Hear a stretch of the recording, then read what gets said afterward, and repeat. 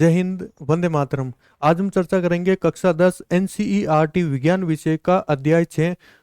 इससे पहले वाली क्लासों में हमने अध्याय 5 तक हम चर्चा कर चुके हैं।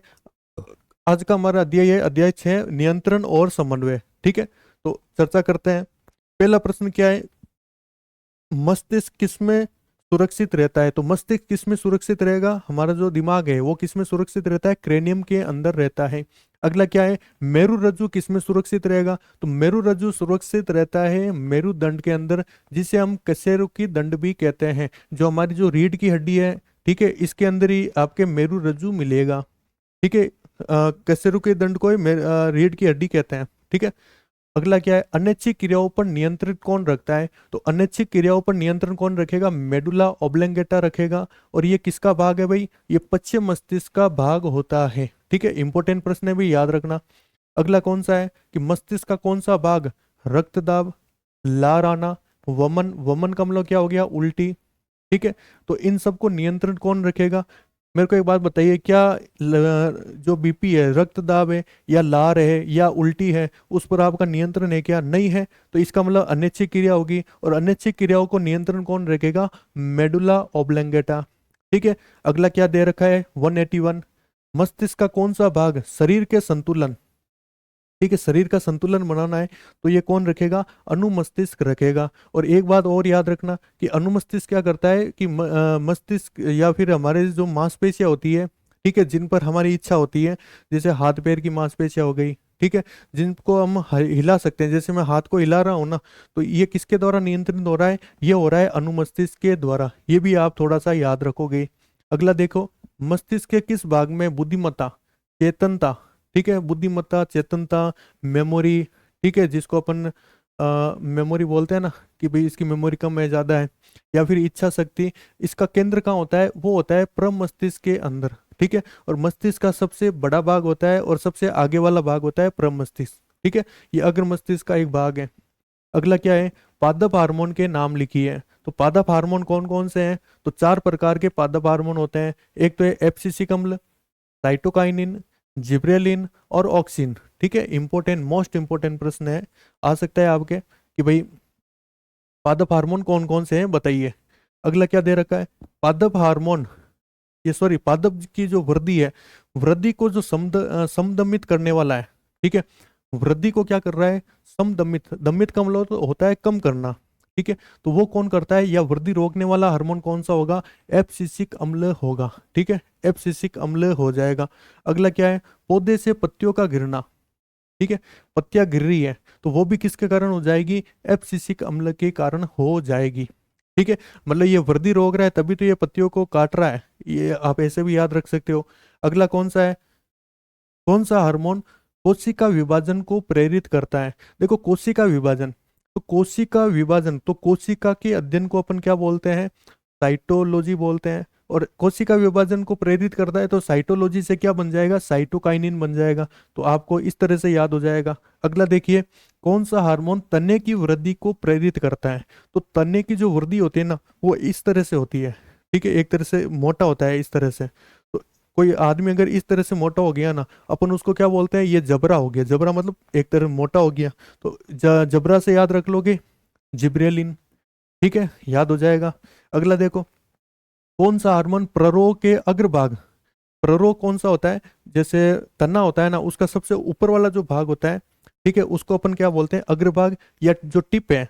ठीक है, तो कौन सा हार्मोन टिप पर संश्लेषित होगा? तो वो हो जाएगा आपके ऑक्सीन। याद कैसे रखोगे कि भाई जो पौधा होता है ना, वो ऑक्सीजन लेने के लिए ऊपर की ओर मुंह करता है ऐसे, और ऊपर की ओर जैसे मुंह करेगा ना, तो वो ऑक्सीजन ले लेगा, और ऑक्सीजन से याद क्या हो जाएगा? ऑक्सीजन याद हो जाएगा। ठीक है, याद कर लोगे भाई। तो अगर वृद्धि ऐसे हो रही है तो ऑक्सीजन हो जाएगा, और वृद्धि अगर इस तरह से हो रही है, जिब्रा हो रहा है, मोटा हो रहा है तना, तो तना मोटा होगा, मोटा होने से मतलब क्या हो गया? जिब्रा हो गया, मतलब जिब्रेलिन ने काम आ जाएगा।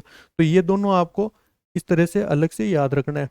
अगला क्या दे रखा है, ये प्रश्न शायद आ रखा है 189, दो तंत्रिका कोशिकाओं के मध्य खाली जो स्थान होता है उसको हम क्या बोलते हैं? सिनप्स बोलते हैं। ठीक है, याद रखना भाई। अगला क्या दे रखा है, विशिष्ट रासायनिक संदेश वाहक किसे माना जाता है? तो विशिष्ट संदेश वाहक, जो रासायनिक संदेश वाहक मतलब रसायन को ले जाने वाला, ठीक है, कौन होगा भाई? हार्मोन होता है। हार्मोन एक जगह से दूसरी जगह पर रासायनिक संदेश को लेकर जाता है। इसकी साधारण भाषा में अगर बात करें तो अगला 191 क्या कहता है? हार्मोन की क्रिया, ठीक है, कौन सी क्रियाविधि नियंत्रित करती है? तो हार्मोन की क्रियाविधि को कौन नियंत्रण करेगा भाई? प्रतिपुष्टि तंत्र नियंत्रित करेगा। कौन करेगा भाई? प्रतिपुष्टि तंत्र नियंत्रित करता है।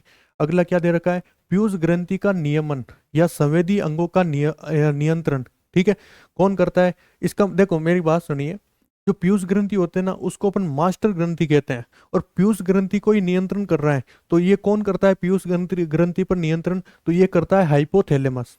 ठीक है, कौन करेगा भाई? हाइपोथैलेमस करता है। इसको अपन क्या बोलते हैं? मास्टर ऑफ मास्टर ग्रंथि भी कहा जाता है हाइपोथैलेमस को, क्योंकि ये पीयूष ग्रंथि पर क्या करता है? अपना कंट्रोल करता है। अगला क्या है कि मैं मास्टर ग्रंथि किसे कहते हैं? तो मास्टर ग्रंथि कौन हो जाएगी? पीयूष ग्रंथि हो जाएगी। ठीक है, और हाइपोथैलेमस क्या हो जाएगा? हेडमास्टर ग्रंथि या मास्टर ऑफ मास्टर ग्रंथि हो जाएगा। ठीक है, अगला क्या दे रखा है? 194 पढ़िए। किस हार्मोन को आपातकालीन हार्मोन भी कहा जाता है?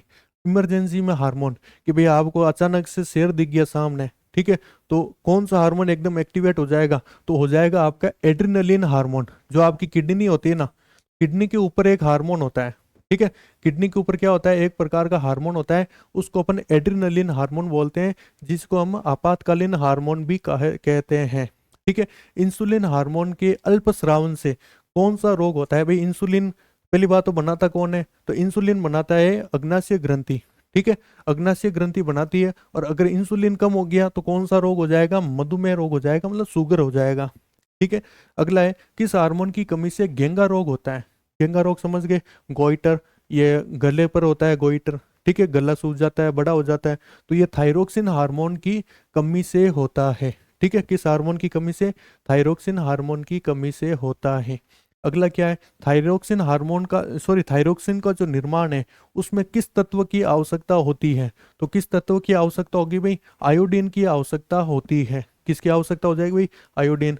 तंत्रिका तंत्र की संरचनात्मक व क्रियात्मक इकाई कौन सी होती है? तो इसको अपन न्यूरॉन बोलते हैं, या फिर इसको तंत्रिका कोशिका भी कहते हैं। ठीक है, इस तरह से आप देख लोगे।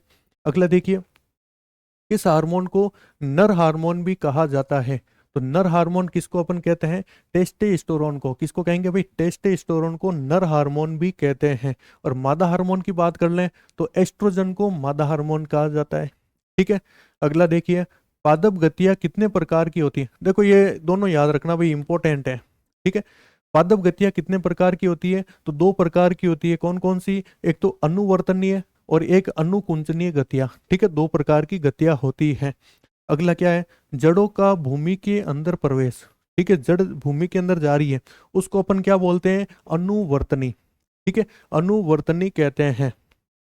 अगला देखो, वे पौधे जिसमें पुष्पन के लिए लंबे प्रकाश की आवश्यकता होती है या लंबे प्रकाश काल की आवश्यकता होती है, उन्हें हम क्या बोलते हैं? दीर्घ प्रतिदीप्ति काली पौधे कहते हैं।